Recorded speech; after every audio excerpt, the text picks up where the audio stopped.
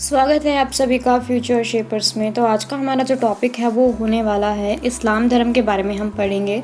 आप सभी को पता है कि गवर्नमेंट एग्ज़ाम के लिए जो जीएस का पोर्शन होता है उसमें ये टॉपिक इम्पॉर्टेंट माना जाता है, क्योंकि इसमें से क्वेश्चन आने की बहुत ज़्यादा संभावना होती है। तो आज हम इसी टॉपिक के ऊपर अपना जो वीडियो है उसको कवर करने वाले हैं, जो कि है हमारा इस्लाम धर्म। ये आपका हर कॉम्पिटिटिव एग्ज़ाम के लिए फ़ायदेमंद रहने वाला है। तो चलिए स्टार्ट करते हैं। अगर शुरू से देखा जाए, जो कि हमारा इस्लाम धर्म है, वो जो उसका संस्थापक माना जाता है वो आपका मोहम्मद जो हज़रत साहब पैगंबर थे उनको माना जाता है। मोहम्मद हज़रत साहब को पैगंबर उनकी शिक्षा प्राप्ति के बाद कहा जाता था, लेकिन उससे पहले जो उनका नाम था वो सिर्फ मोहम्मद हज़रत साहब था। पैगंबर उनको जब शिक्षा प्राप्त हो गई थी उसके बाद उनके पीछे क्या पैगंबर लगना शुरू हो गया था। और इनका जो जन्म है वो 570 AD यानी कि आपका ईस्वी में हुआ था। 570 ईस्वी में मक्का में, जो आपका ये मक्का है पश्चिम एशिया का सऊदी जो अरब एरिया है वहाँ पर हुआ था। आपको ये भी पता होगा कि जो हमारा इस्लाम धर्म है सबसे पहले जिसका प्रभाव बनना शुरू हुआ था वो यहीं पर आपका सऊदी अरब में बनना शुरू हुआ था। हमारे जो पैगंबर साहब के पिता थे उनका नाम अब्दुल्ला था। ऐसा माना जाता है कि इनकी मौत बहुत जल्दी हो गई थी। जैसे पैगंबर साहब का जन्म हुआ कुछ समय के बाद इनके पिता की जो है मृत्यु हो गई थी, जिसके बाद जो इनका लालन पालन है वो इनके दादा ने किया था। और जो इनके चाचा हैं अबू तालिब, उन दोनों ने मिलकर इनको पाला पोसा। और जो इनकी माता का नाम था वो अमीना था। उसके बाद 610 ईस्वी में इन्हें मक्का में ही हीरा नामक एक गुफा है जहाँ पे क्या हुआ, इनको ज्ञान की प्राप्ति हो गई। जब इनको ज्ञान की प्राप्ति हो गई तो इनके हाथ में ना एक बुक थी, एक किताब थी, एक पुस्तक थी, जिसको बाद में क्या कुरान का नाम दे दिया गया। तो इन ये बताते हैं कि मेरे पास अल्लाह का दूत आया था जो कि मेरे को ये किताब देकर गया। तभी से जो इस्लाम धर्म का सबसे आप कहें प्रमुख या सबसे ज़्यादा इम्पॉर्टेंट जो ग्रंथ माना जाता है वो कुरान को माना जाता है। 24 सितंबर 622 ईस्वी में हमारे जो पैगंबर साहब है वो मक्का से मदीना गए। ये जो यात्रा थी इसको बाद में हिजरी संवत का नाम दिया गया, जिसमें आपके 354 दिन होते हैं, जो कि आपका 12 महीनों का जो ये यात्रा होती है। ऐसा माना जाता है जो सच्चा मुसलमान होता है उसे अपने पूरे जीवन में एक बार तो जो ये हिजरी संवत है ये करनी ही चाहिए। 25 साल की उम्र में जो हमारे पैगंबर साहब थे उनकी शादी खदीजा नामक एक विधवा से हुई, जिसके बाद उनको एक पुत्री भी पैदा हुई जिसका नाम फातिमा था।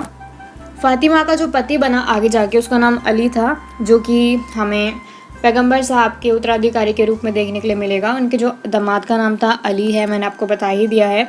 उसके बाद आप एक चीज़ नोट कर लीजिए कि बहुत ज़्यादा इम्पॉर्टेंट क्वेश्चन है। जो जिब्रियल नाम के व्यक्ति हैं उन्होंने जो कुरान है उसको अरबी भाषा में ट्रांसलेट किया था। जो आपका कुरान है ग्रंथ है इसको ट्रांसलेट किया था अरबी भाषा में। इस्लाम धर्म का जो पवित्र ग्रंथ है वो कुरान है, जैसा मैंने आपको बता ही दिया है। जो हमारे पैगंबर साहब हैं इन्होंने कुरान की शिक्षाओं का जो है वो उपदेश दिया अपने पूरे जीवन में, मतलब कि वो हमेशा इस्लाम धर्म का क्या है प्रचार प्रसार करते रहते थे। 8 जून 632 ईस्वी में जो है हमारे पैगंबर साहब की मौत हो जाती है और फिर इनको बाद में मदीना में ही क्या है दफना दिया जाता है।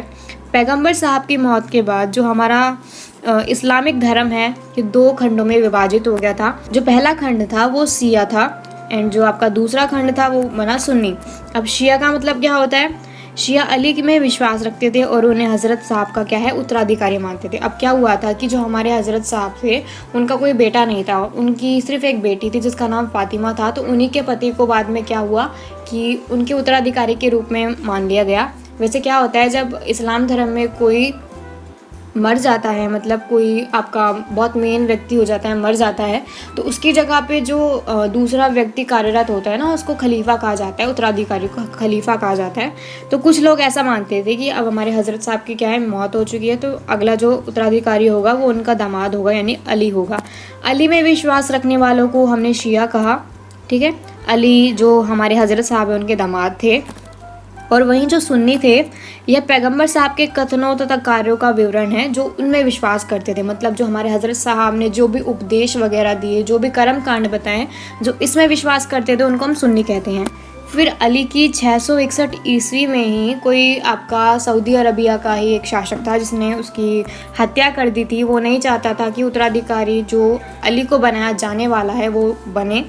उसके बाद क्या हुआ, जो अली हैं उन्हीं के पुत्र की भी मौत कर दी गई थी, उनकी हत्या कर दी गई थी 680 ईस्वी में। उनके पुत्र का नाम हुसैन था। और जो इनकी मौत की गई थी इनकी हत्या करबला यानी कि जो इराक में एक जगह है वहाँ पे की गई थी। इन दोनों मौतों के लिए जो है शिया को पूरी तरह से दोषी माना गया था, जिसके बाद आपका जो शिया और सुन्नी है दोनों में बहुत ज़्यादा झड़प हो गई थी। ये एक दूसरे से ना बहुत घृणा करने लग गए थे, नफरत करने लग गए थे। पैगंबर साहब के जो उत्तराधिकारी बनते थे बाद में, उनको हम खलीफा का नाम देते हैं, ठीक है।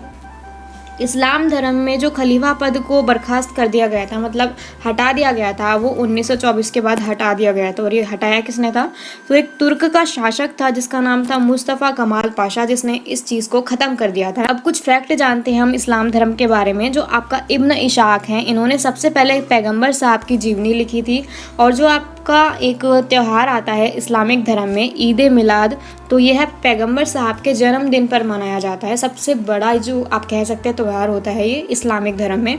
भारत में सबसे पहले जो इस्लाम धर्म का आगमन हुआ था वो अरबों द्वारा ही हुआ था। आपको याद होगा जो आपका मोहम्मद बिन कासिम है, उसने सिंध जीत लिया था, जिसके बाद क्या है, भारत में इस्लाम धर्म की स्थापना हो गई थी।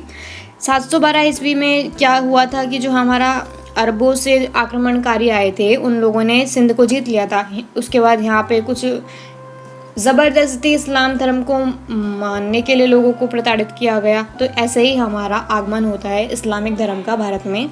तब से ही इस्लाम धर्म सबसे ज़्यादा महत्वपूर्ण बन गया। अब एक चीज़ नोटिस नहीं करेंगे कि जो इस्लाम धर्म है ये पूरी दुनिया का सबसे ज़्यादा दूसरा फॉलो करने वाला, किया जाने वाला लोगों द्वारा धर्म बन चुका है। अब आपको एक चीज़ और बताती हूँ कि जो नमाज़ अदा करते समय जो मुसलमान होते हैं, उनका जो फेस होता है वो मक्का की तरफ होता है। तो बेसिकली जो ये आपका सऊदी अरबिया में आपका मक्का पड़ता है, इसकी पश्चिम एशिया में दिशा पड़ती है। जो भारत में मक्का की दिशा होती है वो पश्चिम को माना जाता है, जिसे हम इस्लामिक धर्म में किबला कहते हैं। तो ये थी हमारी आज की वीडियो। होप करती हूँ आपको मेरा समझाया हुआ पसंद आया होगा। अगर आया है तो please subscribe to my channel. तो मैं आपको मिलती रहूँगी ऐसे ही इंटरेस्टिंग वीडियोज़ के साथ। तब तक के लिए शुक्रिया, thank you and good bye.